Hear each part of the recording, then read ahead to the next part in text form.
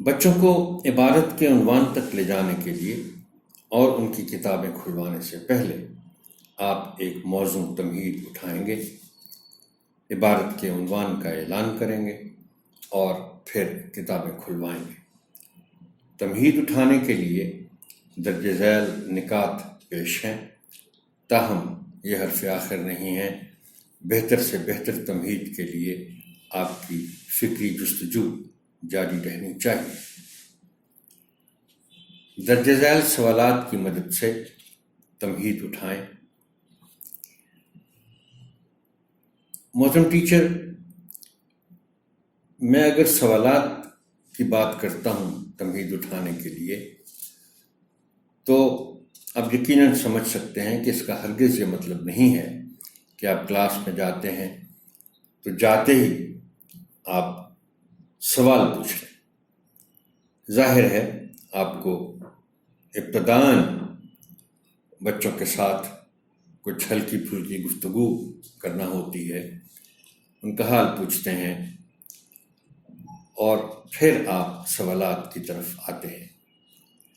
پہلا سوال ہے، اگر آپ کو اسکول میں کسی کی کوئی گری ہوئی چیز ملے تو آپ کیا کریں گے؟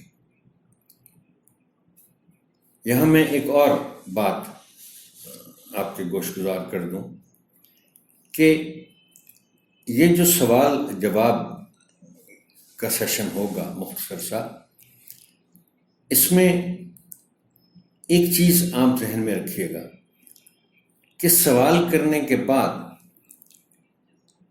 ایسا نہیں ہونا چاہیے کہ آپ بچوں کو ہاتھ کھڑا کرنے کا کہیں یا ہاتھ کھڑا کرنے کی اجازت دیں۔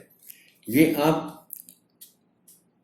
ایک ہی دفعہ نوٹ کر لیں، یہ بہت اہم بات ہے، اور اس کو آپ اپنی تدریس کے دوران بالکل اس پر عمل کریں۔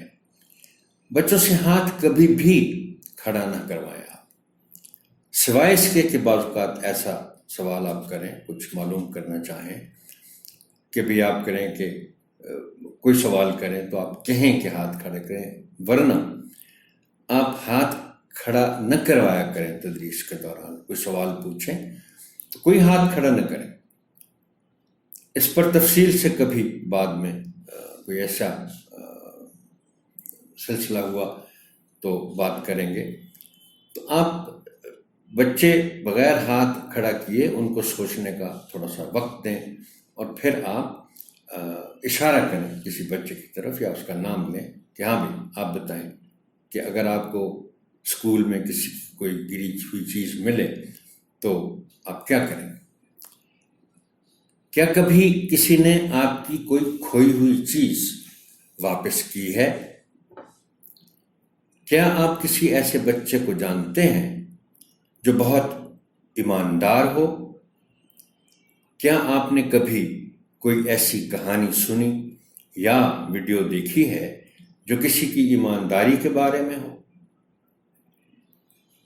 ان سوالات کے بعد آپ بچوں کو دیانتداری کے معنی بتائیں، اور ظاہر ہے معنی یہی ہے کہ دیانتداری ایمانداری ہوتی ہے، اور ایمانداری کا تقاضا یہی ہے۔ آپ بچوں کو بتائیں کہ ایمانداری کا تقاضا یہ ہے کہ آپ کسی سے کوئی چیز ادھار لیں تو واپس کریں وقت پر، کوئی وعدہ کریں تو اس کو پورا کریں۔ یہ سارے دیانتداری کے پہلو ہیں، اور یہ سارے سوالات کے بعد اور دیانتداری کے معنی بتانے کے بعد پھر آپ بتائیں گے کہ بچوں، آج کا ہمارا جو سبق ہے یا جو باب ہم شروع کرنے والے ہیں اس کا عنوان دیانتداری ہے۔ اسی لیے یہ لکھا ہے کہ درجہ بالا سوالات پر مبنی گفتگو کے نتیجے میں بچوں کو باب کے عنوان پر لے جائیں۔